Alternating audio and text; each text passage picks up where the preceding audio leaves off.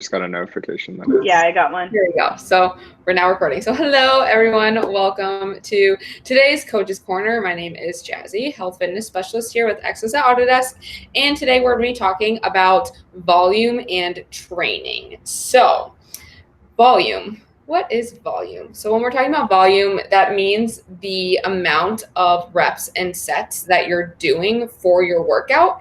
And it's not only like within the single workout, but also like over the course of the week, over the course of your training cycle, as well as the full year training cycle. So you have like different cycles within your training generally.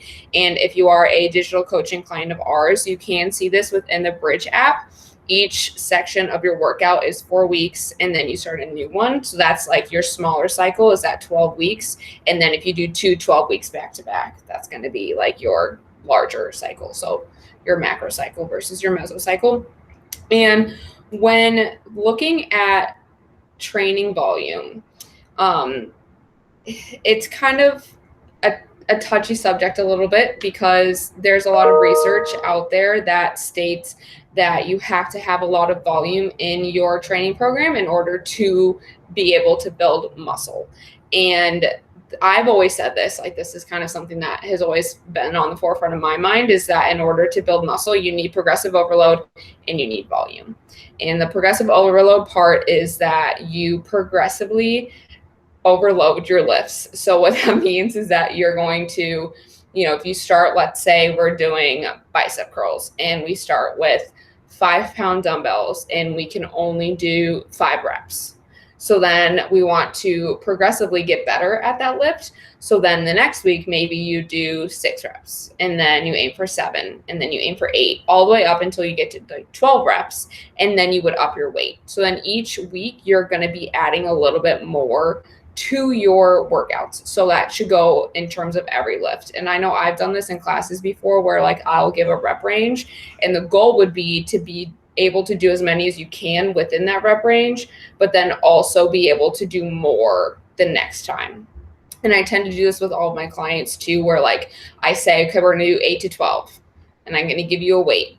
And let's say you get 10 this week, then next week we're going to do the same weight and you're going to get 12. And then, if that's too easy, then we'll add more weight.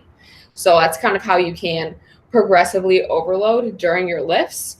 But at the same time, if you have so much training volume, sometimes like it's a reverse effect and like you can end up doing worse for your body if you have too much training volume. So like if you're doing, 5 sets of 20, probably not necessary to be able to grow that muscle. For other reasons too, other than just, but I'm not going to go into that right now. Like we're just going to be talking about just training volume.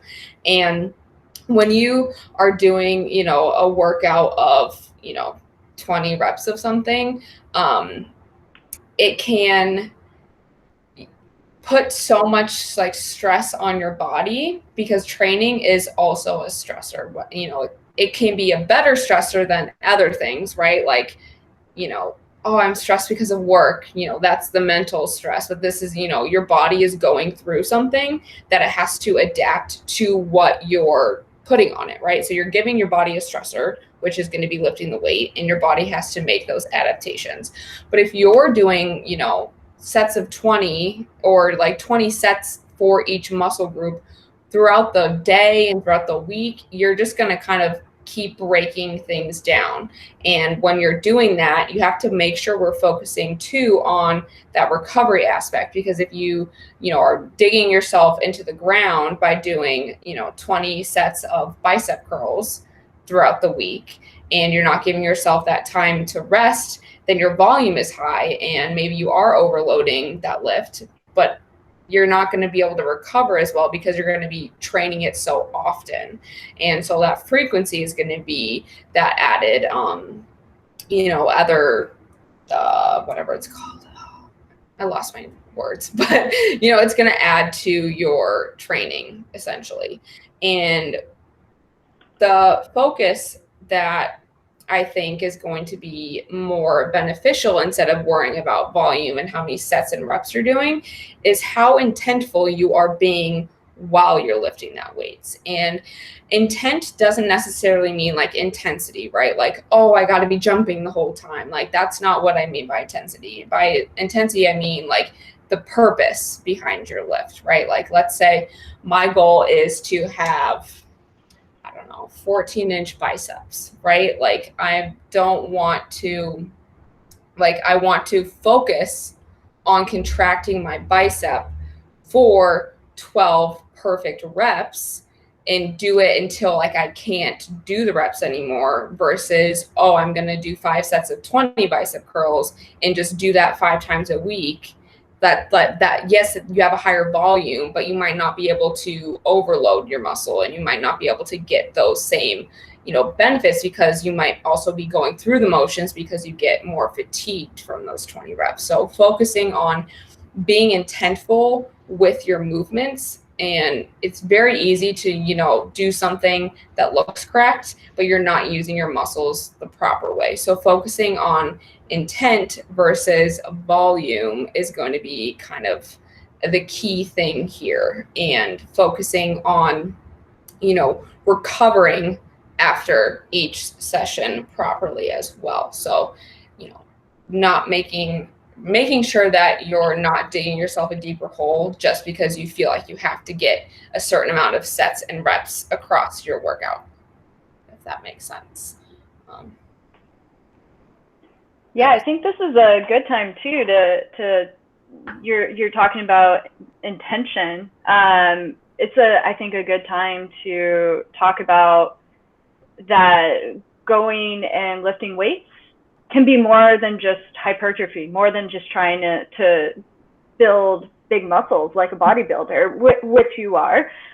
So, you know, that's one thing. But what are some of the other things to consider about volume and progressive overload if you're training for endurance, or you're training for max power, or something else? I'll leave that open-ended. So like when you're focusing on, let's say like the goal is strength, right? So like we're focusing on like increasing our max squat. Like, you still are not going to, you know, you don't want to be doing that every single day, right? Like we need to give ourselves like time between each one, but then, you know, doing 5 sets of 5, like by that 5th set, you're probably going to be a little bit more fatigued and not going to be able to put that same effort into that 5th set versus the 1st set, right? So if we look at it more of, okay, like I want to get, you know, today I'm going to squat 225 pounds, but I can only get, you know, I got 3 on my 1st set.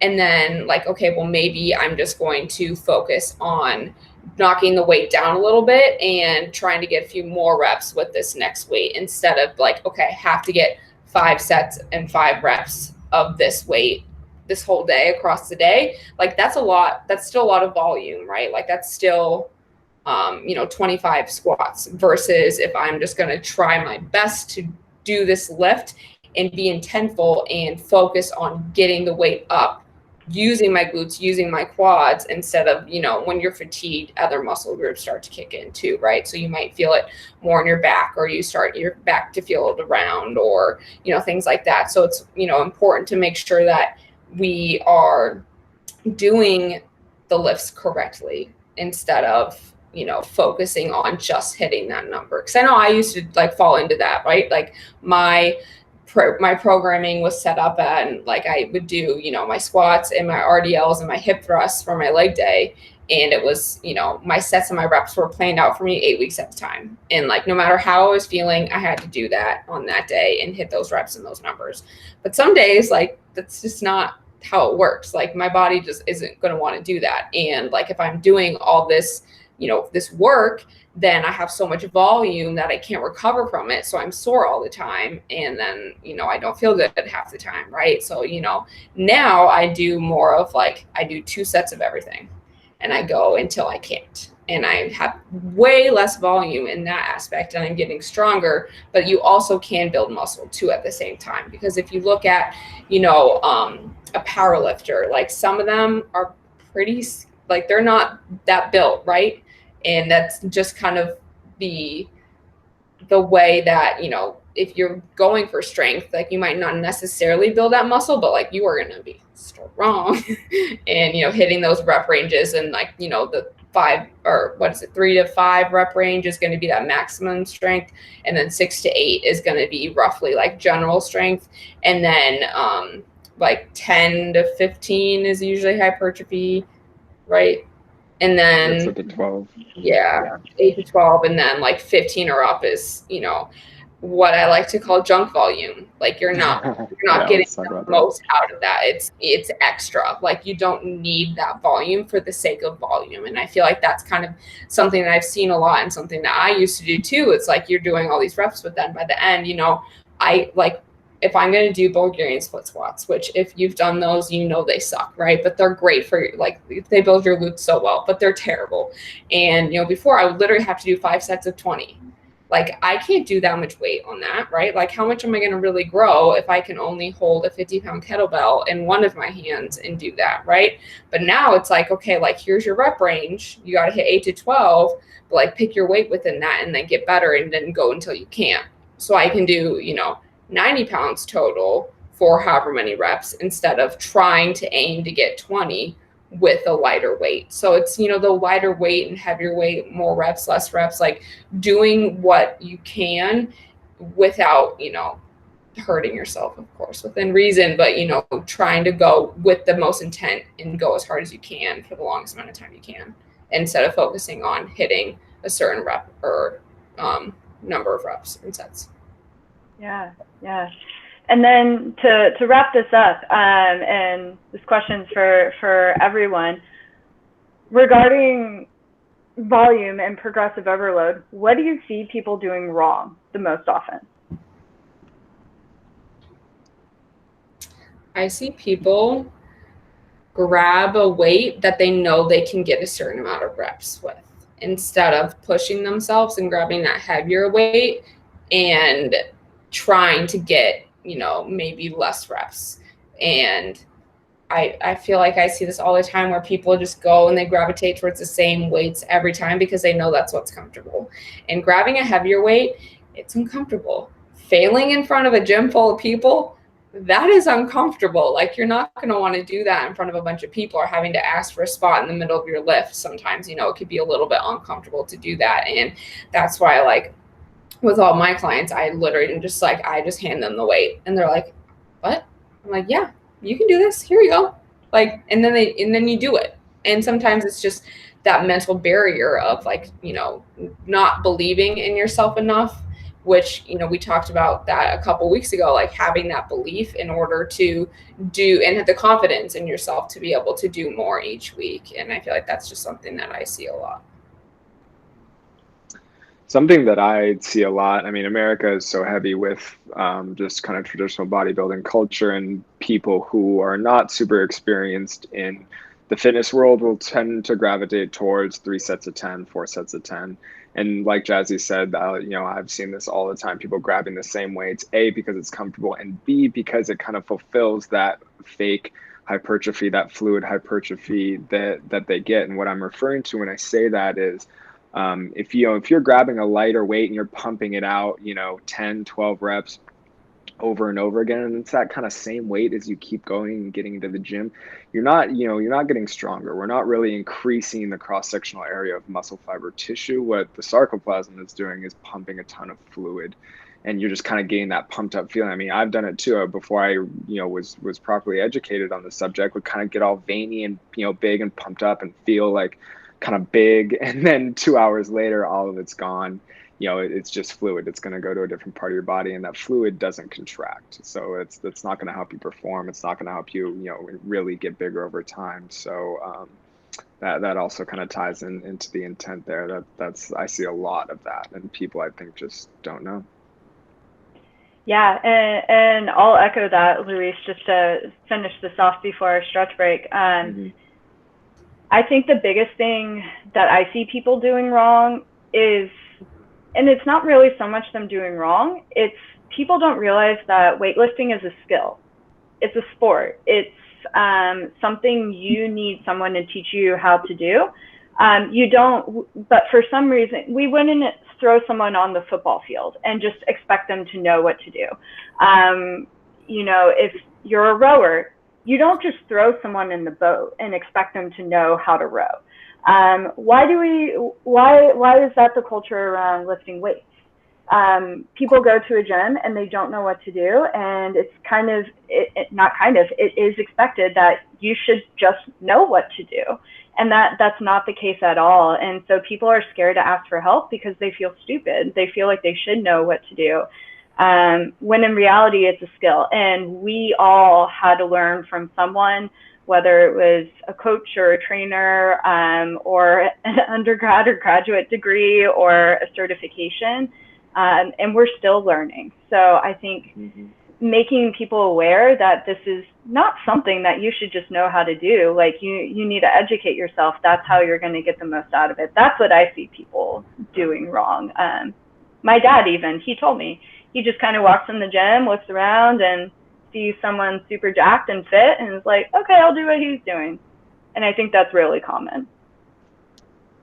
Definitely. Yeah, it's definitely a very good point, because it's, if you don't know what you don't know until someone teaches you something. And it's something that, if you can find someone that can take you under your wing, whether, it is a coach or one of your friends. And I mean, I still am learning all the time what to do properly with lifts. And, it's not something that you can just learn all in one day. It's an evolution, and research comes out all the time, right? Like there's always something new coming out. That's science. And, some of it you can apply, some of it you can't. Some applies to everyone, some doesn't. And, it's picking and choosing, kind of what you need for you personally too, because fitness and health and nutrition and all of that is so personal to every person. Yes, and I think that's a great way to end it right now. Awesome first Coach's Corner. Nice. We will be doing this again next week. So thanks for listening. I'll let Jazzy wrap it up because it's her day. Yeah, thank you everyone for listening. If you have any questions about, volume, which you should be doing in the gym, anything like that, just reach out to us. We're always here, happy to help. And we will see you guys next week at the next Coach's Corner. Awesome. Thanks, everyone.